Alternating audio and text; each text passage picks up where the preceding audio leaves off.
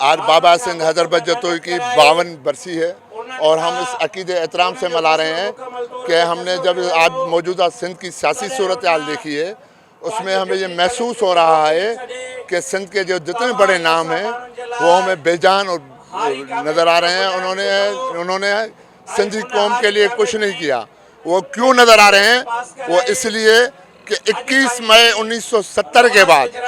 ये सिंध का हारी, सिंध का मजदूर, सिंध का किसान वो और सिंध का मजलूम लोग वो यतीम हो गया है। और उसकी यतीमी का नतीजा है कि 1970 के बाद अभी तक सिंध के लिए कोई भी मजलूम आवाम के लिए कोई भी ऐलान नहीं हुआ, सिर्फ सियासत हो रही है। मौजूदा वक्त में जो इक़्तिदार में पार्टियां बैठी हैं उन्होंने इक़्तिदार के खातिर तो लॉन्ग मार्च कर रही हैं, लेकिन इन मजलूमों के पास खाद नहीं है, उसके लिए उनको लॉन्ग मार्च नहीं है। सिंध सारी सूख रही है, उसके लिए वो लॉन्ग मार्च नहीं कर रही। गरीब का बच्चा भूख मर रहा है, उसके लिए वो लॉन्ग मार्च नहीं कर रही। लेकिन उनको अपना इक़्तिदार चाहिए था तो उसको लिए उन्होंने इक़्तिदार ले के लिए लॉन्ग मार्च किया। और मैं उन वडेरों, जागीरदारों और बदकिरदार कामोरों को बोल रहा हूँ जो सिंध के अंदर कबायली झगड़े चल रहे हैं, उसको अगर नहीं रोका तो ये सरबराह सिंध हारी कमेटी कामिल अकबर खान जतोई की हैसियत में और बाबा सिंध के पोते की हैसियत में और मैं सारी सिंध हारी कमेटी को लेके उनके दरवाज़ों पे जाऊंगा और जिन जिन सरदारों वडेरों ने झगड़े ख़त्म नहीं करा उनको मैं घरों से निकाल के, उनकी ऑफिसों, कामोरों की ऑफिसों से निकाल के और सिंधी धरती के आगे उनको क्लियर करूँगा कि तुम्हारा किरदार क्या है। हैदर खान जतोई जो थे वो इस सदी के बहुत बड़े आदमियों से उनका शुमार होता है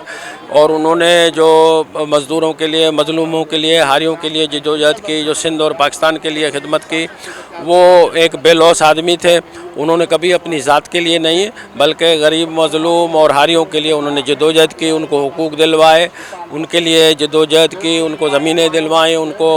अपना मजदूरी का जायज़ जो है वो हक़ दिलवाया। और क्योंकि हैदर खान जतोई हमारे वालिदैन और बुज़ुर्गों के साथ उनका एक पुराना ताल्लुक़ था, तो जब भी उनकी बरसी होती है तो हम हाज़िर होते हैं और जब हमारी मीर साहबान की बरसी होती है तो इनके ख़ानदान के लोग वहाँ शरीक होते हैं, एक दूसरे को खराज अक़ीदत पेश करते हैं और उनको याद करने में असल में हमारी अपनी भी इज़्ज़त है और आवाम को भी शऊर आता है कि ये जो लोग थे उन्होंने हमारे लिए क्या कुछ किया था हमारे लिए। तो इसलिए अल्हम्दुलिल्लाह जो भी आज की बरसी है इस मुनासबत से हम यही कहेंगे कि जो हैदर खान जतोई ने जो अपने लाए अमल छोड़ा है उस पर अमल करके ही हमारे कौम की और मुल्क की इज़्ज़त है इसमें और बरकत है। कामिल हैदर बख्श जतोई सिंध के मजलूम और हारियों का अजीम रहनुमा था।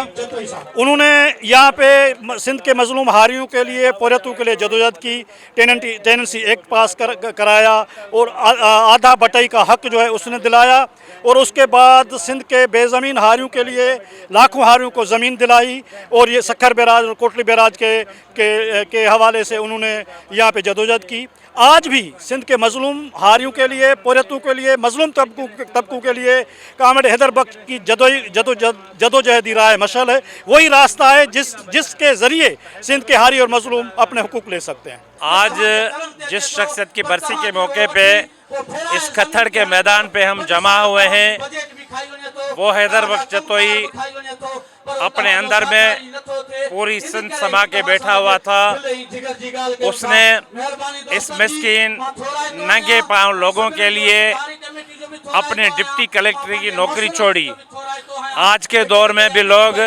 चपरासी की नौकरी के लिए वडेरों के बंगलों के चक्कर लगाते हैं, वहाँ पे झाड़ू लगाते हैं, लेकिन हैदर बख्श जतोई ने इन लोगों के हुकूक के लिए,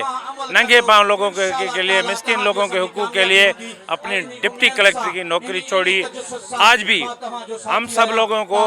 हैदर बख्श जतोई के किरदार पे चलना है, हमें उस पर नज़रे पे चलना है। हम दरिया के लिए जदोजहद करनी है, हमें सिंध के वसाइल के लिए जदोजहद करनी है, हमें इन जागीरदार सांपों से जान छुड़ाने के लिए एक भरपूर जदोजहद करने की ज़रूरत है। इंशाअल्लाह ताला आने वाली सिंध